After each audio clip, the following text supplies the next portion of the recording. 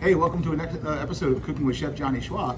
We're here at Homedale High School cooking with Sats Middle School, and we're making our chicken mole, and today we're making our corn tortillas. Tell us a little bit about your corn tortilla. What went in there so far? We added flour. How much flour did we use? 2 cups. Now, is it just regular white flour in there?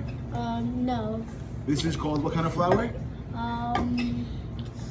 What was the name? Is it masa harina, right? Oh yeah. And it's made from what kind? Corn. So masa harina is a type of flour where the corn is nixtamized and it's exposed to lye that breaks down the corn. So when you're eating a corn flour, you're able to extract the nutrients, because before that, if you eat corn, we all know corn is the only vegetable you can eat twice, right? Because it goes through one time, you see it coming out the other side.